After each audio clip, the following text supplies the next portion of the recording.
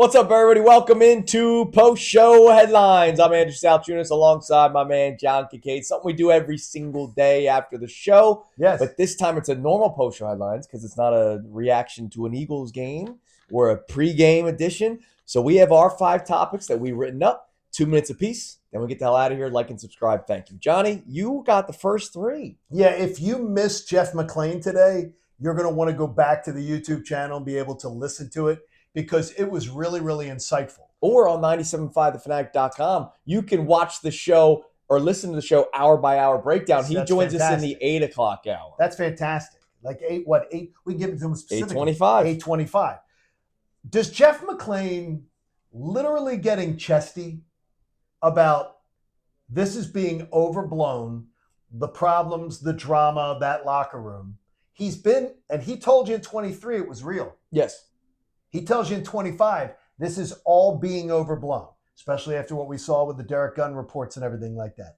Does that make you feel better? Yeah, absolutely. Now, again, keyword is overblown. He's not saying that there is not drama. Exactly. He did not retract. He did say there's communication issues that they need to work on. There's a lot of stuff that needs to be fixed, and he believes there's still time to fix it. So overblown is the key word, which means, yeah, the stuff that you're hearing on the outside, by some reports, either locally or nationally, it's not as big of a deal as what it may seem to from the people on the outside. Whereas Jeff McClain, the reason why you say he's chesty, he believes in his work. He's there every single day. He talks to players every single day. So yeah, it does make me feel better, but it's not like I think it's all washed away. Correct. You know? And he didn't tell you to feel like it's all washed away. Right. But to me, hearing Jeff McClain, he emphatically spoke out. Right. With us. And I thought it was a great interview. Got to go hear it. It, to me, makes me feel much better that, yeah, all that stuff will get fixed. All the noise will get fixed. Well, no, it'll get fixed. Or get managed. It'll get fixed if the offense gets fixed. Right, exactly. If they scored 8 points, they scored 10 points against the Cowboys, expect more noise. People going nuts. All right, expect more noise. In-house, expect more noise.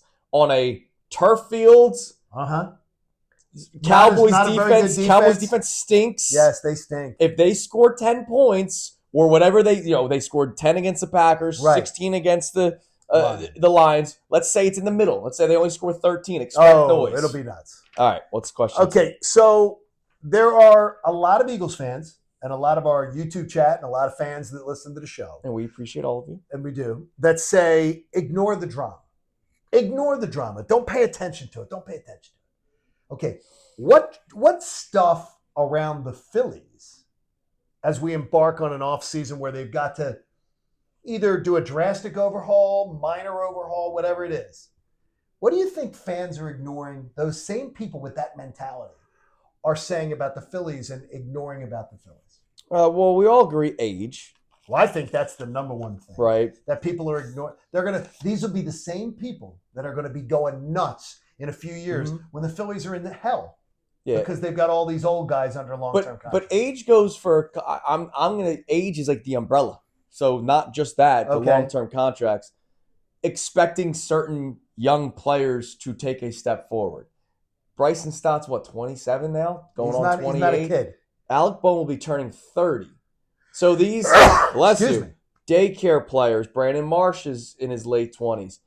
What you have seen out of them the last 4 years, because it's been 4 years, is what you're going to get. Like Bryson Stott is not, maybe his average goes up, but he's never turning into some 20 home run hitter. He's not turning into an everyday player. He can't hit left-handed pitchers. Neither is Brandon Marsh. Alec Bohm can be an everyday third baseman, but his power is limited, so he needs to play on a specific roster where he can be like a 6-hole hitter or a 2-hole hitter. So a lot of these younger players, they are who they are, and I think that's being ignored too. I think a lot of people are still thinking that there's going to be that next step for some of these players, and it's just not there. I think the Phillies have indoctrinated a fan base into thinking that 27 and 28-year-olds are young players. Right. Where other organizations bring up guys at 19, 20, 21 and Trey say, Savage was 20, 21 years old, 22 years old. He had never started a road game. Yeah. And then he pitched games 1 and 5 in the World Series. And to me, that's one of the things where I go, look, is that like You got fans in this town impatient with Mishkov at 20. Yeah. Fans in this town, when's Maxey going to step up and be the number one guy? What, 24? Yeah. It's crazy. I'll give you one more thing that people are ignoring. What's that? Atlanta Braves are going to be good next year. Oh, they're going to be good. If they're healthy. Yeah, they're going to be But good. if they're healthy, the Atlanta Braves are going to be good next year. So the whole run it back because we only lost to the Dodgers. Uh-huh. The Atlanta Braves will be back next The year. Atlanta Braves will be the division favorites, my bet. Is that Vegas will eventually, once they see what the moves they make, because I just want to see what the Phillies overhaul is, because I think the Phillies should be. Rosenthal, yesterday on his podcast, said that he is expecting major league players from the Phillies to be traded and more youth coming up. Oh, okay. I meant to put that in the show. Okay, I'm open to that. Well, maybe more time tomorrow. I like it. Castellanos, he mentioned by name. Bohm, he mentioned by name. Strom, he mentioned by name. Mm-hmm. And then he said, and others. Okay. Trades. Trade away. Castellanos is not a free agent. Well, Strom's not a free agent. Well, he just left the owners' meetings, so he's hearing stuff. Yeah. Which is good. What's question 3? Who is overexposed in American sports media? I saw poll results yesterday from Pew. And did people say is overexposed? And I'm going to tell you, when I saw it, I said, I don't believe it. This poll is garbage.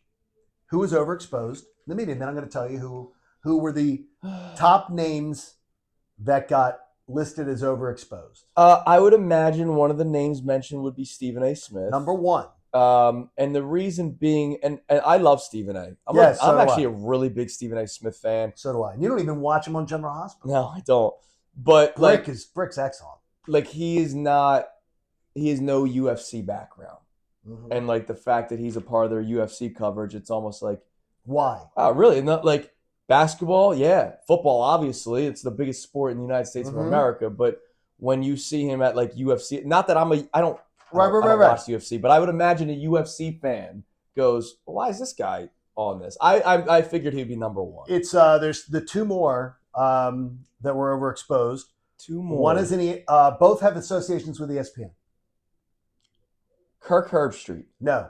Interesting, because of the Amazon. Interesting. Yeah, I thought that's a good one. Which I like. I like Kirk Herbstreit. One's a guy. He's had a weird year, but I like Kirk. One's Herbstreit. a guy that I consume his content. You don't, and I ask you about it all the time. McAfee. McAfee, number 2. Not that I don't like him. I just No. You just don't consume his content. I don't. Yeah. And number 3 is a guy who's been at ESPN forever. And I can tell you, I've told you before, I always enjoy meeting this guy again for the first time because he never remembers who you are. Mike Greenberg. Oh. And they sit Mike Greenberg. Yeah, but he's taking a step back. He's in everything. He's doing Sunday NFL Countdown. Done radio, right? Yeah, no, he still does NFL Countdown. Yeah, he still does the NBA. He still does that Overexposed. But here's what I'm going to say: all 3 of those guys, all ESPN, by the way, and all 3 of those guys doing great. Yeah, huge numbers, huge amount of eyeballs on their content, everything like that. So people say they hate it, and they can't get enough of it. Yeah, honestly, I feel bad for Stephen A. Smith that he's everywhere. Well, he wants to be. I know, but he wants to be. When do you have time to yourself for 20 minutes? Exactly. I don't know. I agree with you. All right. Question 4. Connor Thomas is what? A disappointment? Well, to us? He disappointed us today. He did. Connor Thomas has never been to the Palestra. That's incredible to me. It's raised in the South Jersey area. Oh, yeah, but you can has lived in the city of Philadelphia for I don't know how long now. At least claims 6 years. To be all about the game, which he always uses the air quotes too. He's never attended the Palestra. I asked you this on the air, so let's rehash some of the answers. Must attends in Philadelphia. So I would like people to respond in the comments section. Yes. Things you must attend. And it doesn't have to be sporting events. It could be, you brought up the Philadelphia Museum of Art. Oh my God. Connor's never been to the Philadelphia Museum of Art. Just sort of that entire Independence Hall area. Oh yeah, all the historic district. You got to. Even for a nice day. Oh my the gosh. first nice day of the new year. Walk around. When it's 50, 60 degrees, go for it. You're not going to be charged either. Walk around. That's the other thing. I'm not saying you have to go pay for stuff. There's the rooftop restaurant in the Comcast building. Yeah. Oh, it's amazing. And you got to pay out the wazoo you do. to go. I'm not saying that, Like I would like to try that out one day, but I'm saying there's no excuse to not go to the Palestra because tickets aren't. You're not paying $100 a ticket. I had an 1850 Tanqueray and tonic there. How much did that cost you? 1850. Oh, 1850, which is criminal. Yeah, which is criminal. You can almost buy a bottle of Tanqueray. You could for 1850. What are other must-attends in Philadelphia? Well, you brought up Reading Terminal Market. Yes, it's got to be like that. Has to be absolutely. I love it. There is down at the waterfront now. They created just around 4 years ago, maybe the walking. Jogging path. Oh yeah, it's out in the water. Yep, I've not done that yet. You haven't done that yet? No. You and Christy, and you'll love it. And maybe not Coop. Like do it on a date night where you do it early while it's still light out. Yeah, like that. It looks beautiful. I drive past it. You guys eat dinner at like 5. Yeah, that's true. So you could go do it, and it's awesome. It's absolutely beautiful. I think it's great. I think if you haven't had as I said, Ralph's. I'd said if you haven't had dinner at the oldest family-owned restaurant in America, you gotta do that. Go to Ralph's in South Philly. How about just walking? I'm not even saying walking into specifically, but walking in the middle of City Hall when the gates are actually open. Oh, no, it's fantastic. Like, I wonder if he's ever done that. No, I bet you he hasn't. Like just unless walking. He cut through, maybe? Right, which that counts. Have you ever seen, they're doing it for Christmas, by the way, again. The organ show. Oh. At the old Macy's. I thought they closed it down. The old Wanamaker's or whatever it is. No, they're doing it. That's cool. Open for the holidays. All right, good. So they opened that part of the building. I've been there for the holidays. Well, they opened it for the holidays. You can go back to the tradition. How about this? 7th Street? What street is the lights? Is that where they have the Lantern Festival? No, where they really do it up for the holidays. The Christmas. Oh, you mean lights. Down in South Philly? Yeah, down in South Philly. Oh, it's fantastic. I forget what street. Oh, yes, it's fantastic. But like I've done that. I've done the walkthrough. I mean, it's cramped. We do. But, like you gotta do. Like there are things where you gotta do stuff. You just have to do it. Like I'm not some art guy. No. But like the Philadelphia Museum of Art is here. You gotta just like Dylan. Have you been? All right, Dylan's been. Dylan's a culture. But the thing is, though, Dylan's got to put on the suit and go one of the dine nights, or not dine nights. It's the cocktails. And they open it up. Oh, yeah. And the young people go. And I can tell you, when I was a single man, I was actually a member of it. Because to go to these things, let's just say, very, very amount of good, pretty girls down there in the art museum. Want to have cocktails, groups of girls. You go on, you meet people. I'll say Dylan will be married by this time next year. I will say this. And I think this is an important lesson. What's that? I don't care if you live in the area. For at least one day, be a tourist. Oh, yes. Be a tourist in your own city. Especially, like, I grew up in Mullica Hill, New Jersey. A historic area for Civil War. Right. This is the city of Philadelphia. It's the birthplace of the United States of America. But you have also done, you and your wife have also done the date night stay over in Philly. Yes. When you live 20 miles away. Because I wanted to walk around. Right. You want to walk around. You want to be able to do stuff. Do that. Be a staycation. Not a staycation even. Just do the date night. But be a tourist. Go to the historic district and walk around. It's here in our backyard. It's so awesome. And I'm not asking you to go to Valley Forge. I'm asking you to, you know. There's something in this for us for social media, for Kincade and Salciunas. We got to do this, man. All right. Let's do. We'll take people along. Take Connor on a tour of Philadelphia. All right. Lastly. I brought it up a couple of times. I saw yesterday when I was driving to the Palestra. Okay. So I felt like a Wayback Machine. All right. A pizza delivery car that had the establishment on top of the car. It wasn't an Uber Eats. It wasn't a Grubhub. It wasn't a DoorDash. So one of those magnetic signs that sticks to the roof of the car and drives it said Pizza Tower, Sewell, New Jersey, and it made me feel good. Like, man, this was a thing back in the day. Right? But that's a back in the day thing. You old guys have all those things. What other nostalgic things can make you feel warm and fuzzy? Eating at a diner counter. Oh, yeah, dude. Eating at a diner counter. I love that. It's like a cool thing to do. My friends at the Market Street Grill in Westchester, if I go by myself, I go and I sit at the counter. I would do that as well. Sitting at the counter and having breakfast. Solo breakfast must be at the counter. Yes, a breakfast at the counter. You can't take a booth by yourself. But I think to me, I think that's a big, makes me feel nostalgic. Anytime I eat at a diner, I feel that way. I love, you're driving down the shore there's a diner that I've never eaten at. Welcome to the state of New Jersey, Like, stop baby. at the diner. Yeah. Because to me, eating at a diner always brings me back. Yeah. To either being a young man or a kid, that when diners were a bigger thing. With the 37-page menu where you go through it, it feels like you got to read. I love And they make all of it. I love that because to me, anytime, and no offense to our chain restaurants, which are great in America. Yeah, I got you. I will avoid chains like the plague. Yeah. Except big chains that are like a high end, like a Fleming's, Yeah. or a Capitol Grill. A nice dinner. I won't.